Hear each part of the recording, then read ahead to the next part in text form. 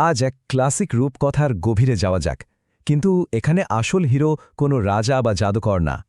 আসল হিরো হল একটা ছোট্ট পাখি, যার সবচেয়ে বড় অস্ত্র তার বুদ্ধি। তো এই গল্পটা শুরু হচ্ছে কিভাবে?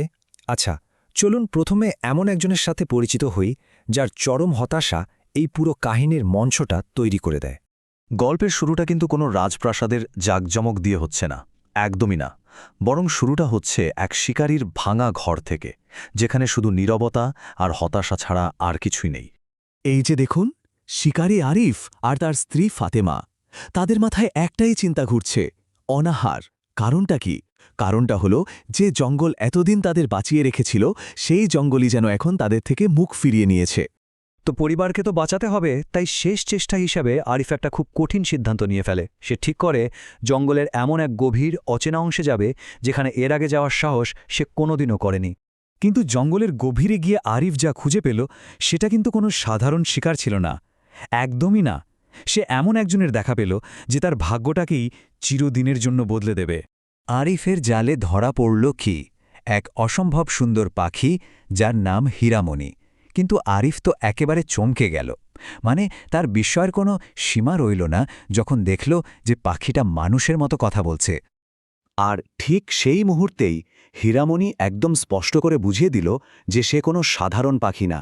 ভাবুন একবার, একদিকে আরিফ ভাবছে পাখিটাকে বেচে সামান্য কিছু টাকা পাবে, আর অন্যদিকে হীরামণি তাকে দেখাচ্ছে এক বিশাল সম্ভাবনার রাস্তা।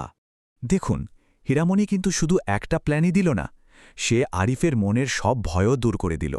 সে তাকে বোঝালো যে, শোনো, রাজদরবারের ওইসব জটিল ব্যাপার-স্যাপার সামলানোর দায়িত্ব আমার। তোমার কাজ শুধু আমাকে রাজার কাছে নিয়ে যাওয়া, ব্যাস।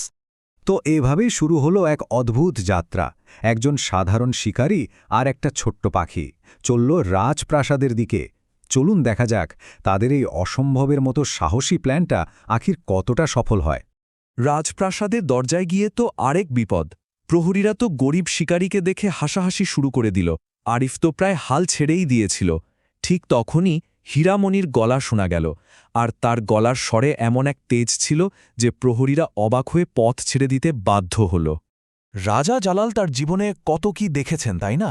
কিন্তু কথা বলা পাখি, এটা দেখে তিনি তো একেবারে বাকরুদ্ধ। আর ঠিক এই সুযোগটাকেই কাজে লাগালো হীরামণি। সে নিজের দাম ঘোষণা করল, ভাবা যায়, পুরো 1,00,000 স্বর্ণমুদ্রা। আর প্ল্যানটা কি হলো? একেবারে যাকে বলে সুপারহিট।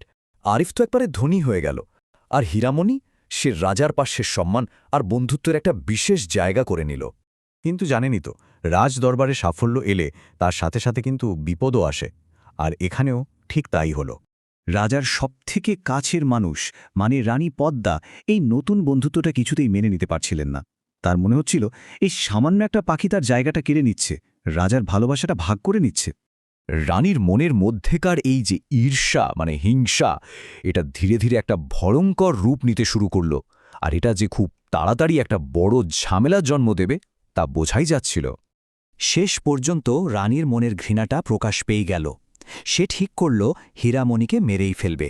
কিন্তু আবারও হীরামণি তার বুদ্ধির খেল দেখাল। সে রানীর রাগটাকেই কাজে লাগিয়ে নিজের মুক্তির রাস্তা তৈরি করে নিল, আর যাওয়ার আগে একটা সতর্কবাণীও দিয়ে গেল। কিন্তু হীরামণি যে পালিয়ে গেল, ওটা কিন্তু আসলে হার মেনে নেওয়া ছিল না, একদমই না।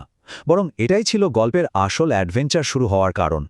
হীরামণি ফিরে এলো, তবে এবার শুধু রানীর ষড়যন্ত্রের কথা জানাতে না, সে সাথে করে নিয়ে এলো আরও এক ভয়ঙ্কর খবর।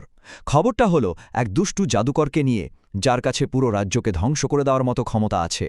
এই রকম একটা সংকটময় মুহূর্তে হীরামণি আর শুধু একটা পাখি রইল না, সে হয়ে উঠল রাজার সবথেকে ভরসামন্দ উপদেষ্টা।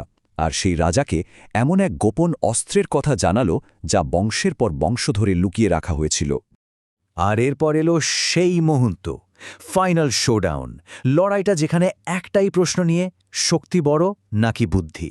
রাজা জালাল তার সব সাহস আর শক্তি নিয়ে জাদুকর আজগরের সামনে দাঁড়ালেন। কিন্তু তলোয়ার দিয়ে কি আর ম্যাজিক আটকানো যায়? এক মুহূর্তের মধ্যে জাদুকর রাজা আর রাজকন্যা দুজনকেই পাথরের মূর্তি বানিয়ে দিল। রাজা যেই হেরে গেলেন, অমনি গল্পের হেরো পাল্টে গেল। এবার মঞ্চে এলো হীরামণি, আর সে দেখিয়ে দিল যে বুদ্ধি থাকলে কিভাবে অসম্ভবকেও সম্ভব করা যায়। প্রথমে সে জাদুকরের দুর্বলতাটা খুঁজে বের করল, তার জাদুর লাঠিটা। তারপর একটা ঝাড়বাতি নাড়িয়ে জাদুকরের মনোযোগটা অন্যদিকে সরিয়ে দিল। আর যেই না জাদুকর অন্যদিকে ফিরেছে অমনি সে টেবিল থেকে লাঠিটা ফেলে দিল।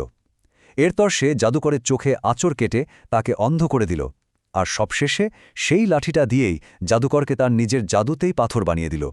সবাইকে মুক্ত করার পর রাজকন্যা নীলিমা কৃতজ্ঞতায় একেবারে ভরে ওঠেন। তিনি বলেন, ধন্যবাদ ছোট্ট বন্ধু, তুমি আমার জীবন, আমার সম্মান সবকিছু বাঁচিয়েছ। এভাবেই হীরামণি সেই সম্মানটা অর্জন করল যা কোনো রাজা বা বড় যোদ্ধাও অর্জন করতে পারেনি। তাহলে এই গল্পটা শেষ পর্যন্ত কি বলে?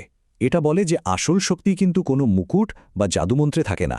আসল শক্তি থাকে সঠিক পথটা দেখতে পাওয়ার মতো জ্ঞান আর সেই পথে চলার মতো বুদ্ধির মধ্যে।